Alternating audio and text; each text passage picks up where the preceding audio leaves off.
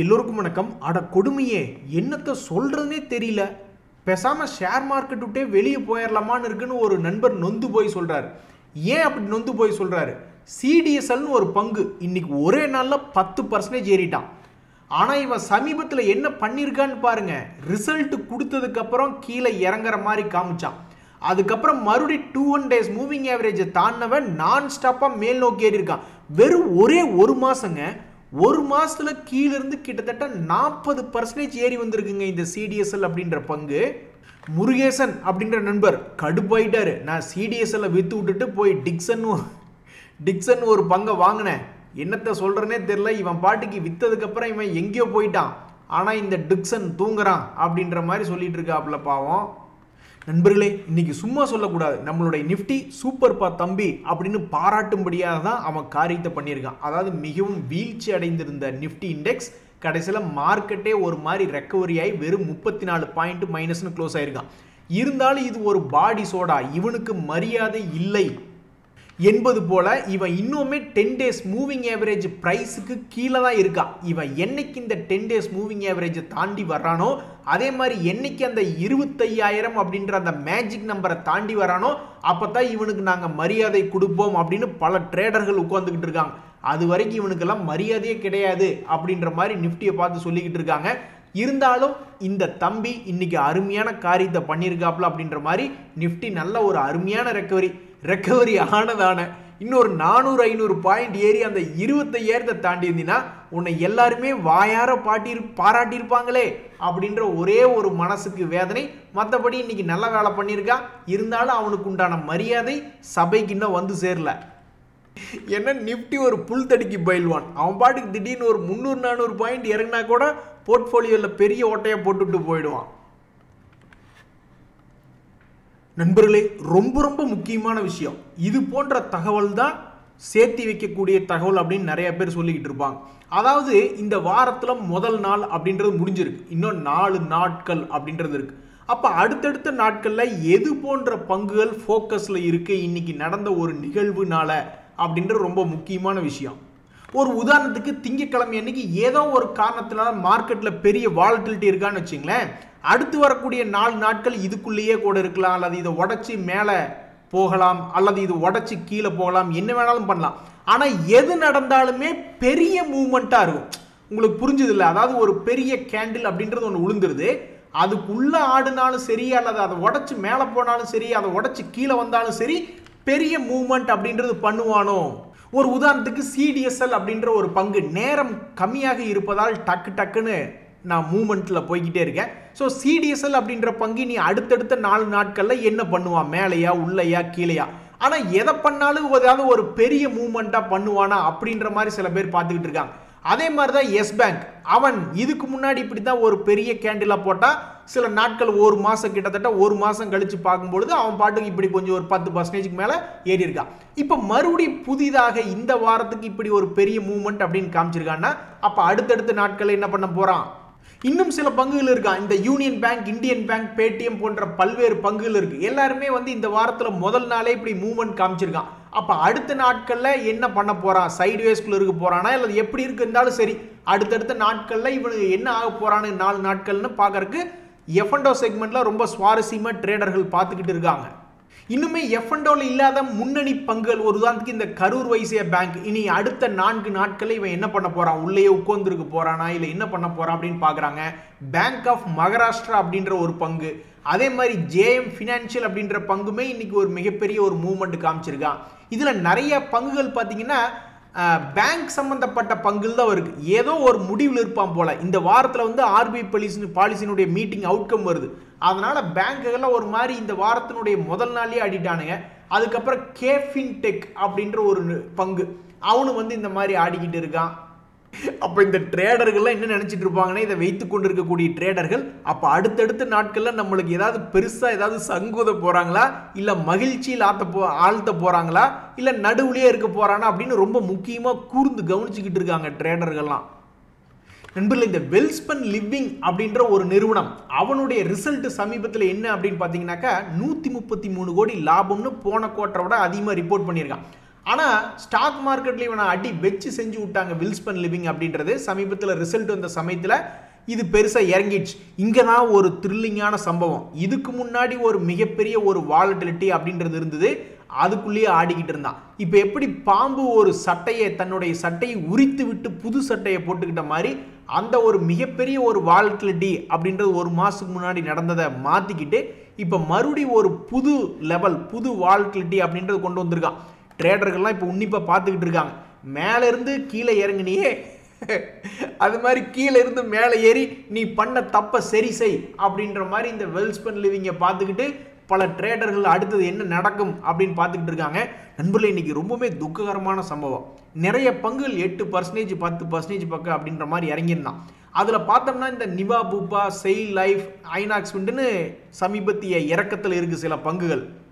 அதில் நிறைய பங்குகள்லாம் சமீபத்தில் ஐபிஓக்களாக வந்த பங்கு. இந்த நிவா பூப்பா அப்படின்ற பங்கெல்லாம் ஒரு கட்டத்தில் உள்ள ரிசல்ட் வந்ததுக்கப்புறம், அதாவது ஐபிஓக்கு உள்ளே வந்ததுக்கப்புறம் திடீர்னு ஏதோ ஒரு இன்சூரன்ஸ் சம்மந்தப்பட்ட தகவல் வந்தது, உடனே ஜம்ப் அடித்தான். அதுக்கப்புறம் மார்க்கெட்டினுடைய வீழ்ச்சியில் மறுபடியும் ஐபிஓ சமயத்தில் என்ன ப்ரைஸ் வந்தானோ அதே ப்ரைஸ் வந்தால் மறுபடியும் தன்னுடைய விலையை ரெக்கவரி பண்ணால் கடைசியில் பார்த்தா இன்றைக்கி அதை 10% போட்டு தள்ளிட்டாங்க. இந்த பங்கு சமீபத்தில் கொடுத்துருக்கக்கூடிய ரிசல்ட், மார்ச் ரிசல்ட் அப்படின்றது பார்த்தீங்கன்னா மிகவும் ஆச்சரியகரமாக 206 கோடி அப்படின்னு, அதாவது சேல்ஸையும் இன்க்ரீஸ் பண்ணியிருக்கான், 206 கோடி அப்படின்ற மாதிரியும் ரிப்போர்ட் பண்ணியிருக்கான். இதனால் பல ட்ரேடர்கள் நீ இறங்கினது தப்பு இல்லை, ரொம்ப வேகமாக 70-50 வந்துரு அப்படின்னு நிறைய ஸ்மார்ட் மணி கான்செப்ட் ட்ரேடர்ஸ் எல்லாம் பார்த்துக்கிட்டு இருக்காங்க. அடடா, நிறைய பேர் வருத்தப்படுறாங்க நண்பர்களே. சோறு போடக்கூடிய தெய்வங்களை இப்படி இறக்கி விட்டுட்டாங்களே அப்படின்ட்டு நிறைய பங்குகளை வந்து சமீபத்தில் கீழே இறக்கி விட்டாங்க, சப்போர்ட் லெவலில் இறக்கி விட்டாங்க. இனி ஆண்டவன் விட்ட வழின்னு பாவம் பல ட்ரேடர்கள் உட்காந்துக்கிட்டு இருக்காங்க. அதாவது இந்த சம்பல் ஃபெர்ட் அப்படின்றது எல்லாத்துக்கும் முன்னாடி முந்திரி கொட்டை போல மேலே ஏறி எல்லாத்தையும் சந்தோஷப்படுத்தினவன் தான் இந்த சம்பல் ஃபெர்டிலைசர்ஸ். அதனுடைய ஷேர் ஹோல்டர்ஸை சந்தோஷப்படுத்திக்கிட்டு இருந்தான். அப்புறம் ஏதோ ஒரு நல்ல இடமா பார்த்து மேலே உச்சத்தில் இருக்குன்னு சொல்லி எல்லாம் பல பேர் இதை ப்ராஃபிட் புக் பண்ணிட்டாங்க போல. இப்போ இது போன 2 மாதத்துக்கு முன்னாடி இருந்த லோக்கு பக்கத்தில் வந்து உணர்ந்தோடனே ஸ்மார்ட் மணி கான்செப்டுக்காரங்களாம் ஒருவேளை இங்கிருந்து இப்படி டபுள் பாட்டம் மாதிரி போட்டு மேலே வந்துருமான்னு நப்பாசையில் பார்த்துக்கிட்டு இருந்தாங்க. ஆனால் அவங்களுடைய ஆசை பொய்யாகிற மாதிரி அது பிரேக் டவுன் அப்படின்றது ஆயிட்டான். இப்படி பிரேக் டவுன் ஆனவன் டக்குன்னு இன்னும் கீழே போக வேண்டியதானே, ஒரு புது லெவல். அதாவது இதையை வந்து இப்படி எதிர்பார்த்துருக்காங்க, அது நடக்கல, சரி தொலைது. அப்போ இங்கிருந்து இன்னும் கீழே போயிட்டு இப்படி ஒரு புது லெவலை உருவாக்க வேண்டியதானே. அவன் அப்படி பண்ணலை, இப்போ வரைக்கும் விழுந்தவன் அப்படியே நின்றுட்டு இருக்கான். இங்கே தான் ட்ரேடர்கள் வந்து என்ன யோசனை பண்ணிக்கிட்டு இருக்காங்கன்னா, இதுக்கு முன்னாடி ஒரு காலத்தில் ரெசிஸ்டன்ஸாக இருந்ததே இப்போ மறுபடியும் ஒரு சப்போர்ட்டாக மாறிக்கொள்ளுமா அப்படின்ற மாதிரி பார்த்துக்கிட்டு இருக்காங்க. அப்படியெல்லாம் ஸ்டாக் மார்க்கெட்டில் கான்செப்ட் இருக்குது. அந்த ரெசிஸ்டன்ஸ் சப்போர்ட்டாக கன்வெர்ட் ஆகுதா இல்லையா அப்படின்றது பொறுத்திருந்து தான் பார்க்கணும். அடே, நீ ஒரு பெரிய மனுஷன் நினச்சிதாண்டா உங்களோட சவகாசம் வச்சுருக்கோம், ஆனால் சின்ன பசங்களாம் ஏறிட்டு இருக்காங்க, நீ இன்னும் ஏறாமல் இருக்கே அப்படின்னு மிகவும் ஒரு முன்னணி பங்கு தான் வருண் பிவரேஜஸ் அப்படின்ற பங்கு. அது தற்போது ஒரு குறிப்பிட்ட சப்போர்ட் லெவல்லையே ஆடிக்கிட்டு இருக்கான். ஏப்ரல் மாதத்தினுடைய சப்போர்ட் லெவல், அதை உடச்சி இன்னும் கீழேயும் போகல, இதிலிருந்து மேலேயும் போகல. இவன் இனி என்ன பண்ண போகிறான்னு தெரியாமல் ஒரு 10 நாளாகவே பல ட்ரேடர்கள் பார்த்துக்கிட்டு இருக்காங்க. எல்லாம் ஆண்டவன் விட்ட வழின்ற மாதிரி தான் பாவம் உட்காந்துக்கிட்டு இருப்பாங்க. நண்பர்கள், இந்த சமயத்தில் ஐஓபின்னு ஒரு பங்கு யாரோ ஒருத்தர் நல்லா கேட்டு விட்டுருப்பாங்க போல, உனக்கு வெக்கம் இருக்கா, மானம் இருக்கா, சூடு சோர்னு இருக்கா, நாங்களே பல இடங்களில் பணத்தை அங்கேயும் இங்கேன்னு புரட்டி பணம் போட்டுக்கிட்டு இருக்காங்க. ஷேர் மார்க்கெட்டில் எங்ககிட்ட பணமே இல்லை, சரி ஷேர் மார்க்கெட்லேயே சம்பாதிக்கலான்னு தான் நாங்கள் அங்கே இங்கேன்னு பணத்தை புரட்டி போடுறோம். ஆனால் எங்கள் பணத்தை பூரா லாக் பண்ணி நீ பாட்டுக்கு போய் பல மாதங்களாக படுத்துக்கிட்டு இருக்கியே, உனக்கெல்லாம் ஏதாவது இருக்கா அப்படின்னு கேட்டு விட்டுருப்பாங்க போல. உடனே ரோசப்பட்டுக்கிட்டான், என்னன்னு தெரியல, உடனே ரோசப்பட்டுக்கிட்டு கடந்த 5 நாட்கள், அதுவும் போன வாரம் வெள்ளிக்கிழமையிலிருந்து பார்க்கும்போது கிட்டத்தட்ட 10-11% என்பது ஏறி வந்திருக்கான். இதனால் இந்த ஐஓபி அப்படின்ற பங்கு முதலீட்டாளர்களுக்கு இத்தனை மாதமாக எங்களை வச்சு செஞ்சியே, அட ஒரு அக்டோபர் மாதத்தோட ஹை வரைக்குமா அது வருவியா, அல்லது இந்த 42லேருந்து இன்னொரு 10-20 ரூபா இறங்கி இன்னும் சீப்பாக போவியா அப்படின்ற மாதிரி அவங்களுக்கு திடீர்னு இத்தனை நாள் சும்மாவே உட்காந்துக்கிட்டு இருந்தாங்க, திடீர்னு எந்திரிச்சு வந்து பார்த்துக்கிட்டு இருக்காங்க. நண்பர்களே, நிறைய பேங்க் ஷேர்ஸ் எல்லாம் சும்மா எந்திரிச்சுக்கு வந்து ஆடிக்கிட்டு இருக்கான். என்ன காரணம் தெரியல. இன்னும் எத்தனை பேங்குகள் கீழிருந்து மேலே எந்திரிச்சு வரணும் அப்படின்ற லிஸ்ட் இல்லை, ஆனால் ஏகப்பட்ட பேங்குகள் சமீபத்தில் எந்திரிச்சுக்கு வந்து ஆடிக்கிட்டு இருக்கான். என்ன காரணம் தெரியல.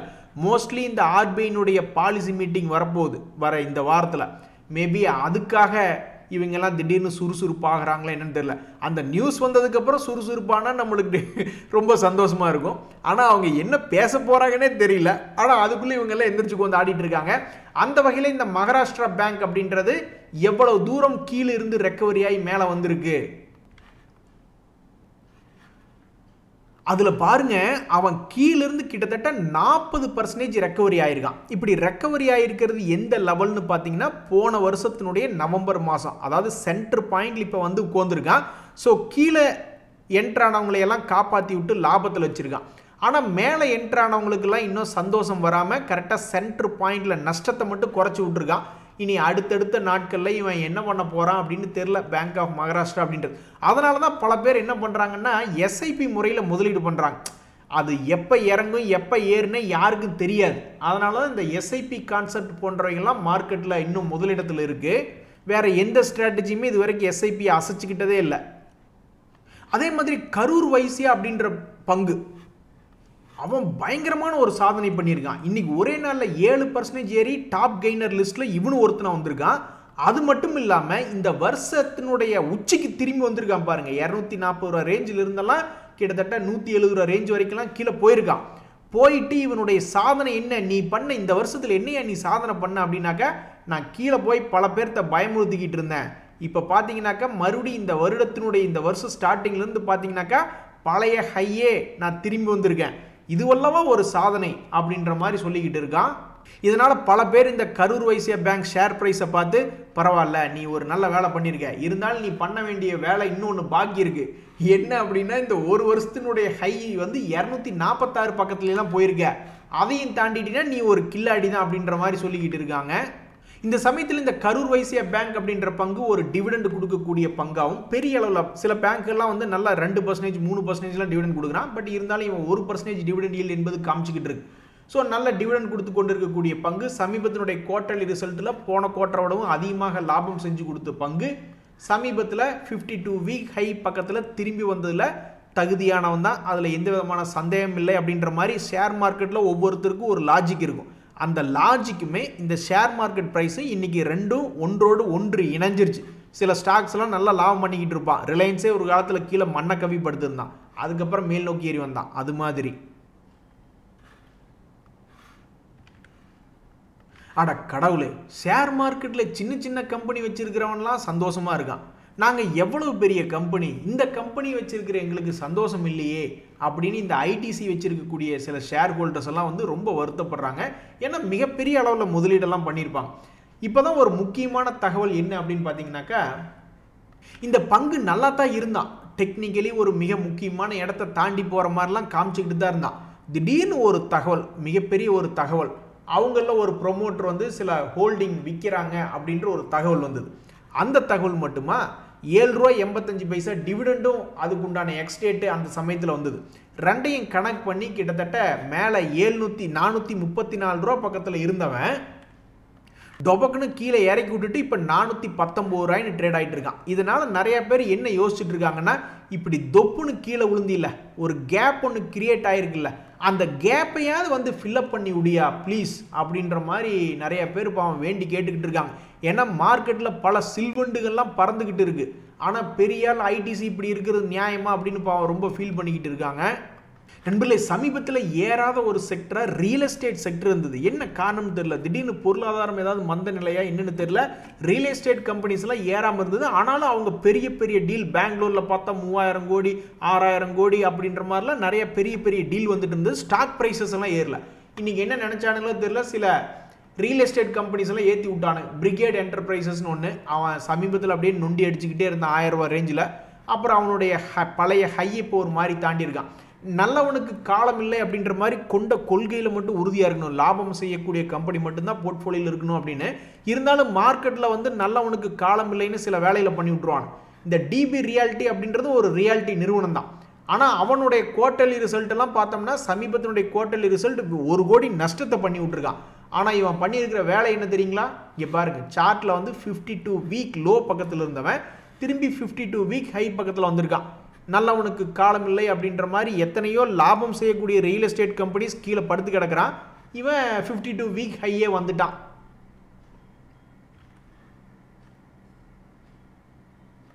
என்னப்பா உனக்கு கல்யாணம் ஆனதுக்கப்புறம் வாழ்க்கையில் இன்னும் வசந்தமே ஆரம்பிக்கல, அதுக்குள்ளே வீட்டம்மா கோவிச்சுட்டு அவங்க அம்மா வீட்டுக்கு போயிட்ட மாதிரி இந்த பிர்லா சாஃப்ட் அப்படின்ற பங்கு அவனுடைய வாழ்க்கை இப்போ தான் லேசாக ஆரம்பிக்கிற மாதிரி இருந்தது. சமீபத்தில் ஏதோ ஒரு பெரிய கேண்டிலாக போட்டுக்கிட்டு அந்த கேண்டிலை தாண்டி ஒரு மாதிரி புல்லிஸ் ஆயிடுவோமான்னு நிறைய பேர் பார்த்துக்கிட்டு இருந்தாங்க. திடீர்னு பார்த்தா அவனுடைய வசந்த காலம் ஆரம்பிக்கவே இல்லை. டப்புக்குன்னு அவனை கீழே இறக்கி விட்டுட்டு எங்கிருந்து அவனுக்கு ஒரு சின்ன ஒரு வாலட்டைல் அப்படின்றது வந்ததோ அதனுடைய அடிவாரத்திலே அவனை பிடிச்சி தள்ளி விட்டாங்க பாவம். ஸோ இன்னொரு முக்கிய காரணம் என்ன அப்படின்னு பார்த்தீங்கன்னா, இந்த பிர்லா சாஃப்டினுடைய எஞ்சி இருக்கக்கூடிய F&O கான்ட்ராக்ட்ஸ்லாம் ட்ரேட் ஆகிட்டு சில மாதங்கள் கழித்து அது F&O செக்மெண்ட்டில் இருக்காது அப்படின்ற தகவல் ஏற்கனவே வந்த ஒரு தகவல். இருந்தாலும் அந்த தகவலை இப்போ சொல்ல வேண்டிய கட்டாயத்தில் இருக்கேன். ஏன்னா இன்னைக்கு குப்புன்னு கீழே வந்து அடிவாரத்தில் விழுந்திருக்கான். அந்த ஒரு காரணத்தினாலே நண்பர்களே, இன்னொரு மிக முக்கியமான தகவல், கேம்ஸ் அப்படின்ற ஒரு பங்கு, இதுவும் ஒரு F&Oல இருக்கக்கூடிய பங்கு தான். இந்த பங்குல என்ன ஒரு தகவல் அப்படின்னு பார்த்தீங்கன்னா, சமீபத்தில் இதுக்கு முன்னாடி ஒரு முக்கியமான ஒரு பெரிய மூவ்மெண்ட் அப்படின்றது நடந்தது. அந்த மூவ்மெண்ட்டுக்குள்ளே கீழே எல்லாத்தையும் ஏமாற்றி கீழே போகிற மாதிரி காமிச்சான். 3400லாம் போனான். அப்புறம் நீ என்ன நினச்சானோ மறுபடியும் கீழேருந்து மேலே வந்ததுக்கப்புறம் இதுக்கு முன்னாடியே ஒரு தடவை 200 days மூவிங் ஆவரேஜுக்கு மேலே தாண்டாமல் அந்த CDSL மாதிரியே கீழே வந்து எல்லாத்தையும் ஏமாற்றி பெயில் பண்ணி விட்டான். இப்போ மறுபடியும் அந்த 200 days மூவிங் ஆவரேஜை ஒரு பெரிய கேண்டில் போட்டு தாண்டியிருக்கான். இனி எதுக்கு இப்படி இவன் பண்ணுறான்னு தெரில. CDSL மாதிரி இவனு எல்லாத்தையும் ஏமாற்றி விட போகிறானா, இல்லை இவன் தன்னைத்தானே ஏமாற்றிக்கிட்டு மறுபடியும் கீழே வர போகிறானா, என்ன ஒன்றுமே புரியல. ஸோ ஸ்டாக் மார்க்கெட்டை பொறுத்த வரைக்கும் எல்லாமே அதிர்ஷ்டம் தாங்க. எல்லா பங்குகளுமே பார்க்கறக்கு ஒரே மாதிரி இருப்பான். ஆனால் எவனாவது ஒருத்தன் தான் ஏறுவான்னு வச்சுங்களேன், அது ஒரு வகையான அதிர்ஷ்டம். அதே மாதிரி அக்செப்ட் பண்ணிக்கணும். ஒரு நல்ல லாபம் இன்னைக்கு பார்த்தீங்களா, CDSL லாங் டேர்ம் 5 வருஷம் கழிச்சு பார்த்துக்கலாம், 10 வருஷம் கழிச்சு பார்க்கலான்னு இருக்கிறவங்களுக்கு ஒரே மாதத்துக்குள்ள 40% மேல் நோக்கி ஏறி வந்திருக்கான். அப்படி வரும்போது அனுபவிச்சுக்கணும், ஏற்றுக்கொள்ளணும். எப்படியோ ஏறிட்டாண்டா அப்படின்னு மனசு சந்தோஷப்படுத்திக்கணும். இந்த மாதிரி சில கான்செப்டுகளை வச்சுட்டு தான் வாழ்க்கையை ஓட்ட வேண்டியதாக இருக்குது ஸ்டாக் மார்க்கெட்டுக்குள்ள. நன்றி, வணக்கம்.